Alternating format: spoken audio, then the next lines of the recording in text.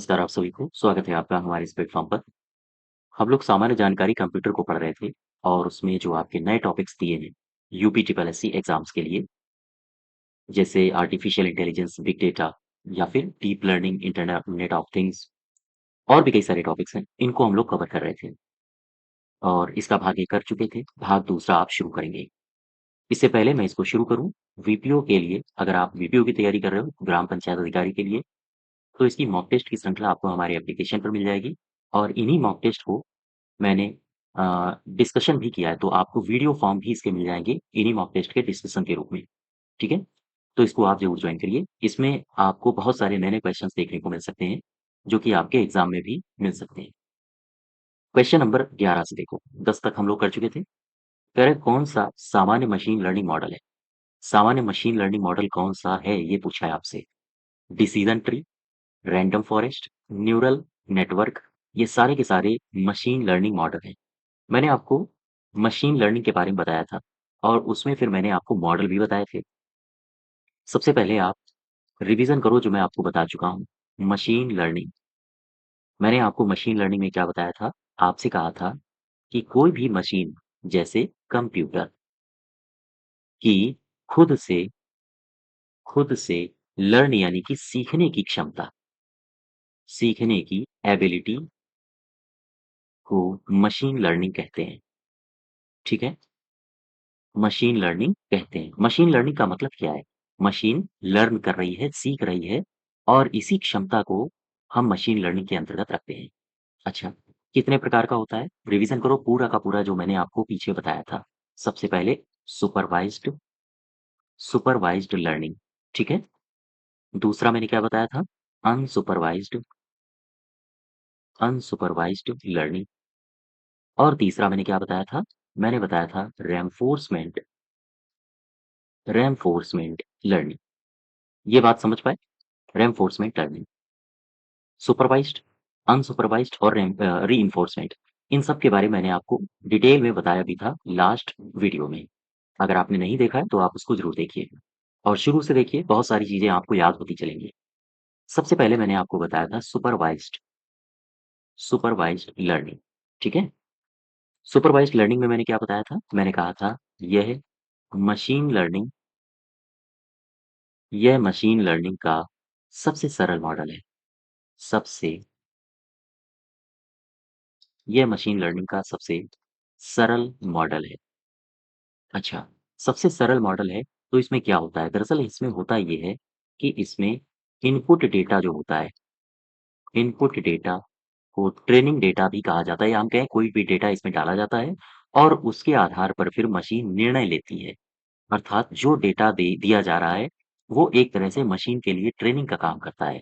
तो इसमें input data को ट्रेनिंग डेटा भी कहा जाता है। डेटा भी कहा जाता है। ध्यान रखिएगा और इसी के द्वारा मशीन सीखती है और जब मशीन सीखेगी, तो फिर यह परिणाम भी देती है। बोलो भाई, परिणाम भी देती है। तो कुल मिला के सुपरवाइज़्ड लर्निंग का मतलब क्या है?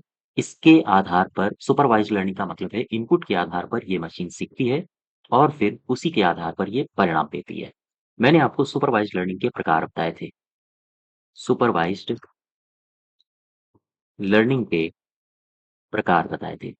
और मैंने आपको सुपरवाइज़्ड लर्निंग में एग्ज़ाम्पल्स भी दिए थे, जैसे किसी के सुपरविज़न में रह के सीखना, जैसे डेटा के सुपरविज़न में रह के सीखना, इनपुट के या लेवल के सुपरविज़न में रह के सीखना। जैसे एक स्टूडेंट टीचर के सुपरविज़न में रह के सीखता है या हम कहें, आप अपने दोस्त को कुछ अपने ही अधीन रह के सिखाते हो। अब देखो सुपरविज़न जो सुपरवाइज़्ड लर्निंग है, इसके प्रकार मैंने क्या बताए थे? मैंने कहा था रिग्रेशन, ये सबसे पहला प्रकार, रिग्रेशन और मैंने दूसरा प्रकार बताया था क्लासिफिकेशन। बोलो भाई, क्लासिफिकेशन, रिग्रेशन मैंने बताया और मैंने बताया क्लासिफिकेशन।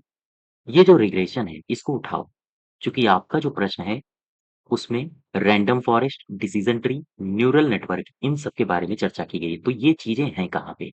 मैं उस तक पहुँच रहा हूँ। सबसे पहले आप रिग्रेशन उठाओ। ये रिग्रेशन क्या होता है? आप बताओगे, यह एक प्रकार का सुपरवाइज्ड सुपरवाइज्ड लर्निंग है, ठीक है? तो कुल मिला के हम कह सकते हैं रिग्रेशन किसका प्रकार है? आप बताओगे सुपरवाइज्ड लर्निंग का ही प्रकार है। सुपरवाइज्ड को हिंदी में क्या कहेंगे? पर्यवेक्षित लर्निंग, ठीक है? इसको हिंदी में कहेंगे। अच्छा, ये होता क्या है? अभी तो मैंने आपको ये बता दिया कि ये सुपरवाइज्ड लर्निंग का प्रकार होता है। ये कैसे काम करता है, कैसे फंक्शन करता है? तो आप बताओगे इसका उपयोग इंडिपेंडेंट इंडिपेंडेंट और डिपेंडेंट, ध्यान देना, इंडिपेंडेंट और डिपेंडेंट के बीच रिलेशनशिप रिलेशनशिप का पता लगाने के लिए किया जाता है, के लिए किया जाता है। अच्छा, अगर मैं इसके प्रकारों की बात करूँ, क्या इसके कई प्रकार भी होते हैं रिग्रेशन के? तो आप बताओगे हाँ, इसके कई सारे प्रकार होते हैं, जैसे लीनियर रिग्रेशन रिग्रेशन जैसे non linear non linear regression, ठीक है? जैसे रिग्रेशन ट्री रिग्रेशन ट्री, ये कई सारे इसके प्रकार होते हैं। इनके बारे में मैं आगे चर्चा करूँगा और मैंने आपको दूसरा प्रकार कौन-सा बताया था? दूसरा प्रकार मैंने बताया क्लासिफिकेशन। आओ देखो क्लासिफिकेशन क्या होता है? क्लासिफिकेशन, ठीक है? ये क्लासिफिकेशन होता दरअसल ये है कि इसमें डेटा को कैटेगरी वाइज़ डिवाइड किया जाता है या हम कहें डेटा को कैटेगरी वाइज़ ऑर्गनाइज़ किया जाता है। और फिर ये जो कैटेगरी वाइज़ आप ऑर्गनाइज़ करते हो, फिर उन्हीं ग्रुप्स में डेटा को क्लासिफ़ाई किया जाता है। तो ये जो पूरा का पूरा क्लासिफ़िकेशन है, ये डेटा को कैटेगरी वाइज़ डिवाइड करने के लिए आम तौर पर प्रयोग किया जाता है। और इसके भी और इस ये जो पूरा का पूरा प्रोसेस है, कैटेगरी वाइज़ डिवाइड करने में, इसमें कई सारी तकनीकों का इस्तेमाल किया जाता है। और वही तकनीकें हैं जो आपके ऑप्शंस में दी हैं, जैसे डिसीज़न ट्री हो गया, ठीक है? तो यहाँ पर आओ ज़रा, क्लासिफ़िकेशन होता क्या है? अगर आपसे एग्ज़ाम में एक परिभाषा में पूछेगा कि निम्न में से क्लासिफ़िकेशन क्या है? तो आप क्या कहोगे? यह एक प्रकार का एल्गोरिदम है। इसमें होता क्या है? इसमें डेटा को क्लासिफ़िकेशन का मतलब वर्गीकरण किया जाता है, काहे में? भिन्न-भिन्न कैटेगरी में। इसमें डेटा को कैटेगरी में ऑर्गनाइज़ किया जाता है ऑर्गनाइज़ किया जाता है। बात समझ पा रहे हो? ठीक है?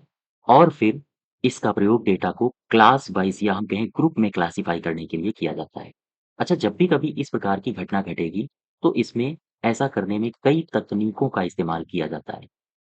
कई तकनीकों का इस्तेमाल किया जाता है। ये तकनीकें कौन-कौन सी हैं? जैसे डिसीज़न ट्री, जैसे आपने पढ़ा होगा लीनियर प्रोग्रामिंग। ये क्या होता है? अभी हम लोग इनकी चर्चा करेंगे आगे, जैसे-जैसे क्वेश्चन्स आएँगे। जैसे न्यूरल नेटवर्क न्यूरल नेटवर्क, ये क्या होता है? अब ज़रा वापस आओ अपने क्वेश्चन में, कह रहा है कि निम्न में से कौन-सा सामान्य मशीन लर्निंग मॉडल है? तो मैंने कहा डिसीज़न ट्री भी है, रैंडम फॉरेस्ट ये क्या होता है? और न्यूरल नेटवर्क ये दोनों। अब इन रैंडम फॉरेस्ट के बारे में मैंने आपको नहीं बताया। अब देखो रैंडम फॉरेस्ट के पास चलो, ये होता क्या है? ध्यान देना, रैंडम फॉरेस्ट रैंडम फॉरेस्ट क्या होता है? दरअसल आप कहोगे यह सामूहिक शिक्षण एक पद्धति है। यह एक सामूहिक शिक्षण पद्धति होती है और ध्यान दो, ये है फॉरेस्ट और मैंने पीछे क्या कहा था? Decision tree. जितने भी डिसीज़न ट्री होते हैं यानी कि एक बड़ी संख्या में ये जो रैंडम फॉरेस्ट होता है उसमें डिसीज़न ट्रीज़ की संख्या शामिल होती है। यानी अगर ये रैंडम फॉरेस्ट है, तो फिर इसके अंदर बहुत सारे डिसीज़न ट्रीज़ को शामिल किया जाता है। अर्थात इसमें इसमें बड़ी संख्या में बड़ी संख्या में डिसीज़न ट्री शामिल होते हैं शामिल होते हैं। ये बात आप समझ पा रहे हो? इसमें बड़ी संख्या में डिसीज़न ट्री शामिल होते हैं और साथ ही साथ इसमें प्रत्येक गौर करना, प्रत्येक डिसीज़न ट्री प्रत्येक डिसीज़न ट्री की एक आउटपुट होता है या हम कहें एक भविष्यवाणी होती है। एक भविष्यवाणी होती है। और सबसे ख़ास बात कि सबसे ज़्यादा वोट वाली जो भविष्यवाणी होती है, उसी को परिणाम माना जाता है। तो ये जो भी कुछ भविष्यवाणी करते हैं या हम कहें आउटपुट करते हैं, यही होता है परिणाम, यही होता है रिज़ल्ट। ठीक है? तो ये होता है रैंडम फॉरेस्ट। इनके सब के बारे में हम लोग डिटेल में चर्चा करेंगे जैसे-जैसे क्वेश्चंस आएँगे। तो कौन-सा मशीन लर्निंग का मॉडल है? ये सारे के सारे मशीन लर्निंग के मॉडल हैं। नेक्स्ट देखो 12 नंबर, निम्नलिखित में से कौन-सा यह माप है कि एक मशीन लर्निंग मॉडल नए डेटा पर निगरानी अच्छी तरह भविष्यवाणी करने में सक्षम होती है? फिर से समझो, कौन-सा वह माप है कि मशीन लर्निंग मॉडल नए डेटा पर कितनी अच्छी तरह से भविष्यवाणी करने में सक्षम होती है? तो इसका आंसर होगा एक्यूरेसी, प्रिसिजन, रिकॉल यानी कि हम कह सकते हैं सटीकता, हिंदी में कहते हैं सटीकता, परिशुद्धता, परिशुद्धता और साथ ही साथ रिकॉल, ये तीनों होंगे। नेक्स्ट देखो क्वेश्चन नंबर 13, निम्नलिखित में से कौन-सी सबसे महत्वपूर्ण विशेषताओं की पहचान करके डेटा की आयामीता को कम करने के लिए एक तकनीक है? डेटा की आयामीता को कम करने की एक तकनीक होती है, उसे कहा जाता है पीसीए। पीसीए किसे कहते हैं? प्रिंसिपल कंपोनेंट एनालिसिस को। आओ देखो ये होता क्या है? पीसीए क्या कहोगे इसे? इसे कहोगे प्रिंसिपल कंपोनेंट एनालिसिस। एनालिसिस, ध्यान दो। Principal component analysis. अगर मैं आपसे पूछूं कि मुझे बताओ इस तकनीक का कभी ना कभी तो विकास किया गया होगा। किसने किया है? तो 1901 में एक शख्स थे जिनका नाम था कार्ल पियर्सन। कार्ल पियर्सन ने इस तकनीक को सबसे पहले पेश किया था। इस तकनीक को पेश किया, ठीक है? अच्छा, ये जो तकनीक है, आम तौर पर ये कैसे काम करती है या हम कहें इसका इस्तेमाल कहाँ पर होता है? तो ध्यान रखो, इस तकनीक में या हम कहें इसमें जो उच्च आयामी होता है, उच्च आयामी डेटा को निम्न आयामी डेटा में मैप किया जाता है, मैप किया जाता है। अच्छा, एक बात मुझे बताओ, जो निम्न आयामी डेटा होता है, उसका विचरण काफ़ी अधिक होता है। इसका जो विचरण होता है, वो ज़्यादा होता है, जो उच्च आयामी डेटा होता है, उनकी तुलना में। जैसे-जैसे आप देखोगे कि जो डेटा सेट में आयामों की संख्या होती है, अगर वो बढ़ने लगती है, तो आवश्यक जो डेटा होता है, उनकी मात्रा भी बढ़ने लगती है, ठीक है? और इससे कई समस्याएँ आती हैं। कई समस्याओं का मतलब जैसे ओवरफिटिंग होना, जो बड़ी गणना का समय है, वो गणना का समय बढ़ जाना और इससे परिणाम ये होता है कि जो मशीन लर्निंग होती है, उसकी सटीकता कम हो जाती है। तो कई सारे इसके दुष्परिणाम देखने को मिलते हैं। इस वजह से प्रिंसिपल कंपोनेंट एनालिसिस का इस्तेमाल किया जाता है काहे के लिए? इसका इस्तेमाल सीधा-सीधा किया जाता है कि जो निम्न आयामी डेटा है, उसकी विचरणशीलता को अधिक करना और अधिक करने के लिए हमें उच्च आयामी डेटा को निम्न आयामी डेटा से मैप करना पड़ेगा, ठीक है? तो यहाँ पर कौन-कौन सी समस्याएँ आ रही हैं, इसको देखो। दरअसल ये जो पीसीए है, पीसीए क्या है? Principal component analysis. इस पीसीए की आवश्यकता क्यों पड़ी? क्वेश्चन ये बनेगा, इस पीसीए की आवश्यकता हमें क्यों पड़ी? हमें क्यों इस टेक्नोलॉजी का इजाद करना पड़ा?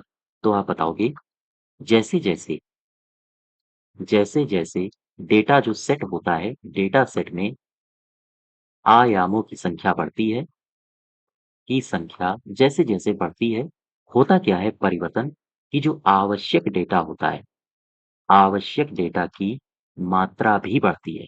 ध्यान देना, जैसे-जैसे डेटा सेट में आयामों की संख्या बढ़ेगी, आवश्यक डेटा की मात्रा भी बढ़ेगी।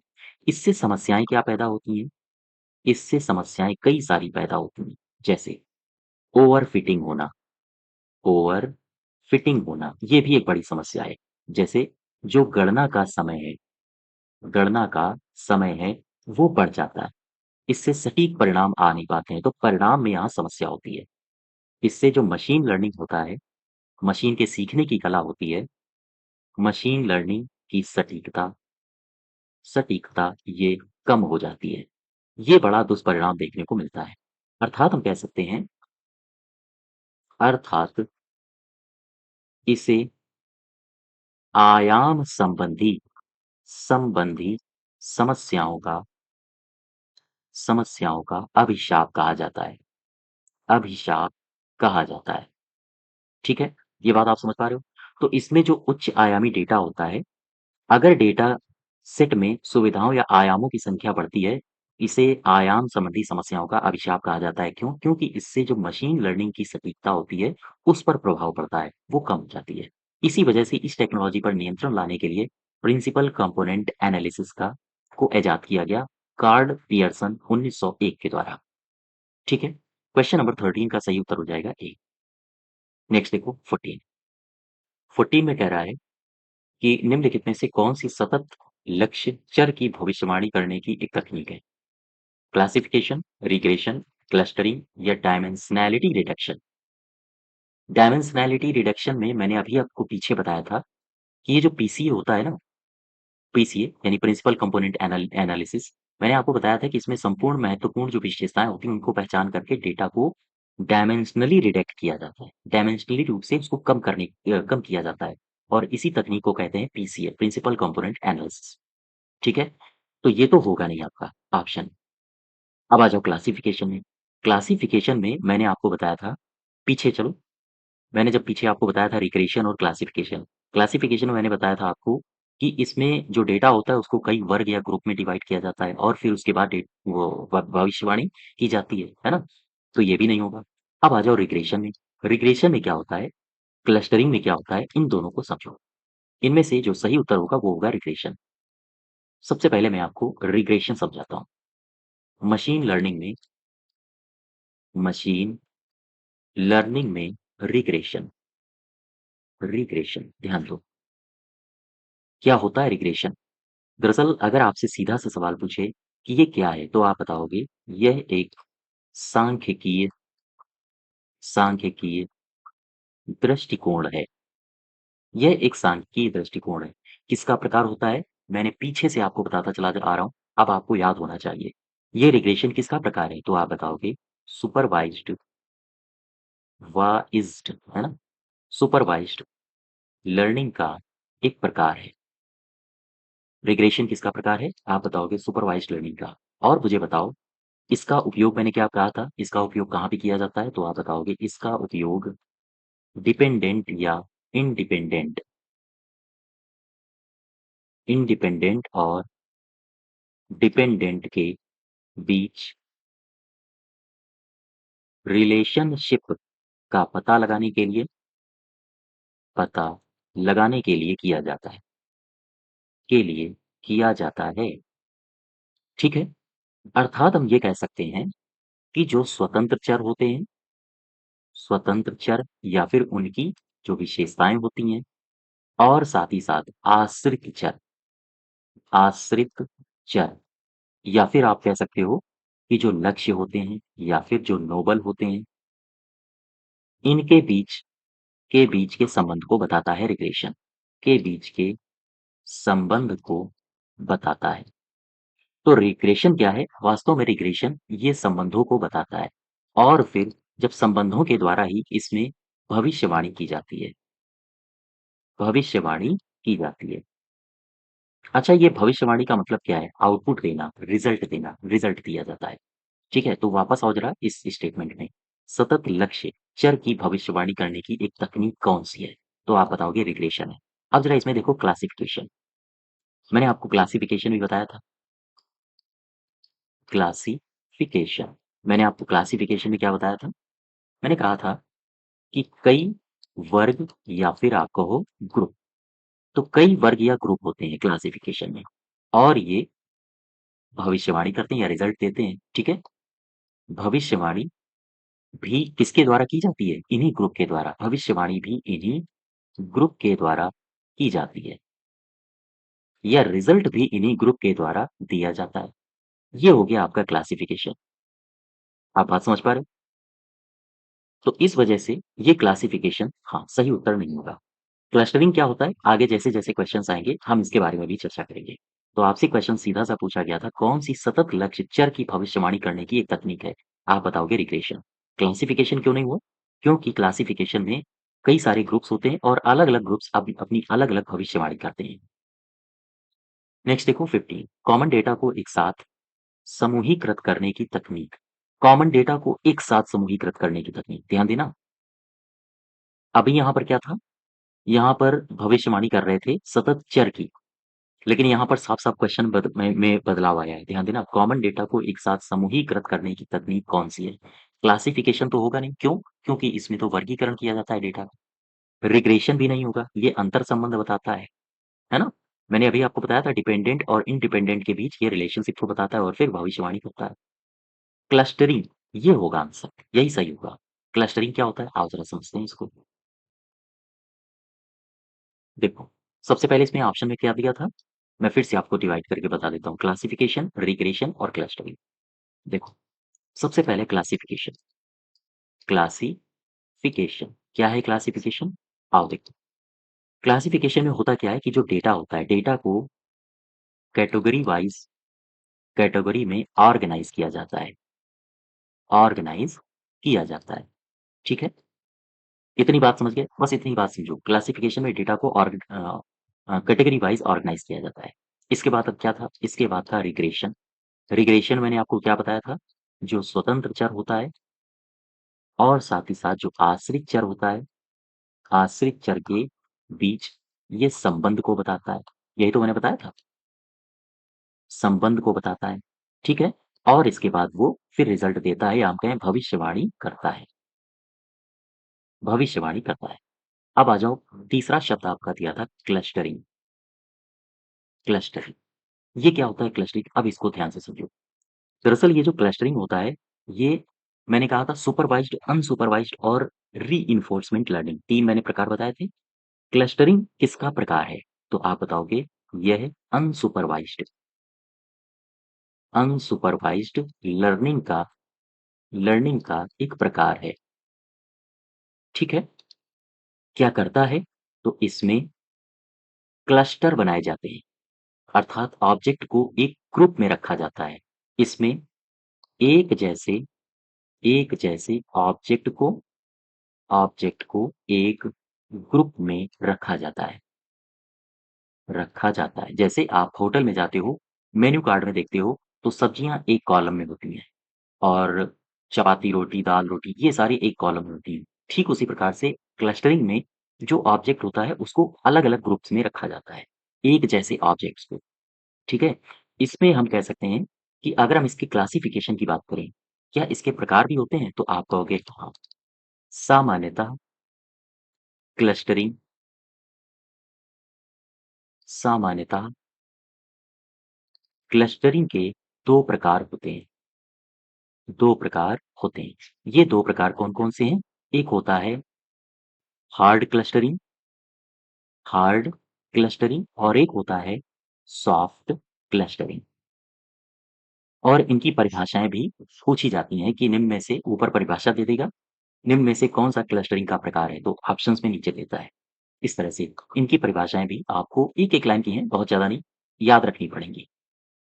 वापस आओ, कह रहा है कि समूहीकृत मतलब क्या है? ऑब्जेक्ट को एक-एक ग्रुप में रखने की तकनीक कौन-सी है? तो आप बताओगे क्लस्टरिंग। नेक्स्ट देखो, निम्नलिखित में से कौन-सी सामान्य डेटा प्रोसेसिंग तकनीक नहीं है? कौन-सी सामान्य डेटा प्रोसेसिंग तकनीक नहीं है, ये पूछ रहा है। सामान्यीकरण तो है ही, वन हॉट एन्कोडिंग ये भी है, आयाम में कमी ये भी है, प्रतिगमन नहीं है। प्रतिगमन, देखो, एक इसमें शब्द आपको दिखा, वापस आओ ज़रा, वन हॉट एन्कोडिंग ये क्या होता है? पहले आप इसी को समझ लो। वन हॉट एन्कोडिंग, इसकी सिंपल सी एक लाइन की परिभाषा याद रखो, बस इतना ही पूछा जाएगा। आप कहोगे, "यह क्या है?" तो आप कहोगे मशीन लर्निंग में श्रेणीबद्ध श्रेणीबद्ध चरों को संख्यात्मक मानों के रूप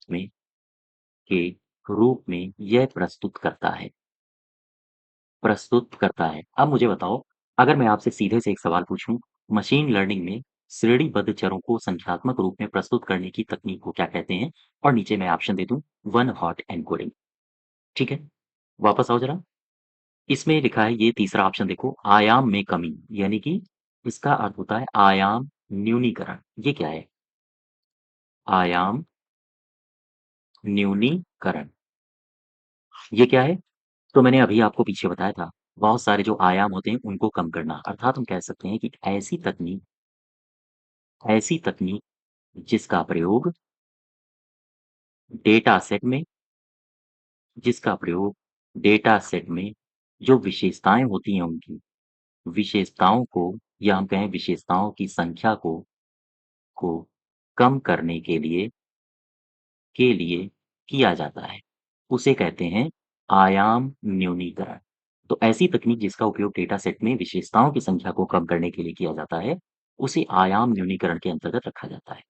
वापस आओ जरा, इसका सही उत्तर हो जाएगा सामान्य डेटा प्रोसेसिंग की तकनीक कौन-सी नहीं है? प्रतिगमन। नेक्स्ट देखो 17 निम्नलिखित में से कौन से 2 चरों के बीच संबंध का माप है? कौन से 2 चरों के बीच संबंध का माप है? ये होता है सहसंबंध। सहसंबंध का मतलब होता है 2 चरों के बीच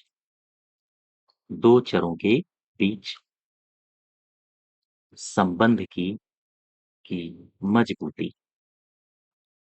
को दर्शाता है। ध्यान दें सहसंबंध किसे दर्शाता है? 2 चरों के बीच संबंध की मजबूती को। अच्छा सहप्रसरण क्या है? इसका मतलब होता है 2 चरों की भिन्नता को दर्शाना भिन्नता को दर्शाना या फिर हम कहें 2 चर एक साथ कैसे बदलते हैं, तो उस बदलाव को दर्शाना। उसे कहते हैं सहप्रसरण। बाकी मानक विचलन और माध्य ये सारे आपको टर्म ये दोनों आपको पता होंगे। क्वेश्चन नंबर 17 का सही उत्तर हो जाएगा ए। नेक्स्ट देखो एआई में प्रस्ताव प्रतीकों की कुल संख्या कितनी होती है? अब यहाँ पर देखो आप मैं यहाँ पर इसको बताता हूँ। प्रस्ताव, मैं बात कर रहा हूँ एआई की। मैं किसकी बात कर रहा हूँ? एआई की। एआई में प्रस्ताव प्रतीक। ये प्रस्ताव होता क्या है? तो आप कहोगे दरअसल यह एक घोषणात्मक कथन होता है। आपसे पूछा जाए कि प्रस्ताव क्या है एआई के संदर्भ में, तो आप बताओगे यह एक घोषणात्मक कथन है और ये जो घोषणात्मक कथन है, मैंने घोषणा कर दी। ध्यान दो, मैंने कहा कि मैं आज से एआई, मशीन लर्निंग, कंप्यूटर में जितने भी टॉपिक्स हैं, मैं उनको पढ़ाऊँगा। ये मैंने कर दी घोषणा। अब मुझे बताओ इस घोषणा जो की है, वो आम जनमानस पर क्या असर डालेगी? वो कैसे सोचेगी? वो सोचेगी या तो ये सत्य होगा या तो ये असत्य होगा। केवल 2 प्रतीक, 2 बातें। पढ़ा भी सकते हैं, नहीं भी पढ़ा सकते हैं। ठीक है? अब ऐसा तो होगा नहीं कि आधा-आधा, छोटा-छोटा, थोड़ा-थोड़ा पढ़ाएँगे। पढ़ाने का मतलब पढ़ा रहे हैं, नहीं पढ़ाने का मतलब नहीं पढ़ा रहे। ठीक है? चाहे छोटा पढ़ाएँ, बड़ा पढ़ाएँ या फिर कम पढ़ाएँ, ज़्यादा पढ़ाएँ। तो एक प्रकार से एआई में प्रस्ताव क्या होता है, ये एक घोषणात्मक कथन होता है। या तो यह या तो यह सत्य होगा या यह असत्य होगा। बात समझ पा रहे हो? जैसे मैं एग्ज़ाम्पल देता हूँ। मैंने कहा आसमान नीला है। मुझे बताओ सत्य है या असत्य है? ये सत्य है। मैंने कहा कि बारिश हो रही है। क्या ये सत्य है? सत्य हो भी सकता है और असत्य भी हो सकता है। वहीं आप बाहर निकले, आपको सूखा दिखाई पड़ा, मामला गलत हो गया। ठीक है? तो ये इसमें 2 ही कंडीशंस हो सकती हैं, या तो सत्य होगा या असत्य होगा। अर्थात हम कह सकते हैं कि ये जो प्रस्ताव है, प्रस्ताव प्रतीक टोटल होते कितने हैं? आप बताओगे 2 कौन-कौन से? सत्य और असत्य। वापस आ जाओ अपने क्वेश्चन में। इसका सही उत्तर होगा 2। 19 देखो, कौन-सा आर्टिफिशियल इंटेलिजेंस का दृष्टिकोण है? व्यावहारिक दृष्टिकोण भी होता है, मजबूत दृष्टिकोण भी होता है और कमज़ोर दृष्टिकोण भी होता है। मैंने आपको बताया था वीक एआई, कल ही मैंने आपको बताया था, कल वाले पहले लेक्चर में। मैंने कहा था weak AI, strong AI, super AI, सारे के सारे। 20 नंबर में देखो, निम्नलिखित में से कौन-सा कृत्रिम बुद्धिमत्ता का लाभ है? समस्या को हल करने में लगने वाले समय को कम करता है, बिल्कुल सही है। सुरक्षा प्रदान करने में मदद करता है, ये भी सही है। सोचने की क्षमता रखता है, जिससे काम आसान हो जाता है। ये सारे के सारे आपके कथन सही हैं, ठीक है? तो ये artificial intelligence, big data, deep learning, internet of things और भी कई सारे चैप्टर्स के मिश्रित क्वेश्चन्स हैं। क्वेश्चन नंबर 20 हमारे कंप्लीट हो गए। इसके आगे हम लोग नेक्स्ट क्लास में कंटिन्यू करेंगे और आज यहीं तक रखते हैं। अच्छा, चलते-चलते मैं आपको मॉक टेस्ट की जानकारी फिर दे दूँ। मॉक टेस्ट अगर आपको जॉइन करना है तो आपको हमारे एप्लीकेशन की लिंक डिस्क्रिप्शन बॉक्स में मिल जाएगी और वहाँ से आप उसको उसमें रजिस्टर करके इसको आप हाँ, इसको जॉइन कर सकते हो। ठीक है? धन्यवाद।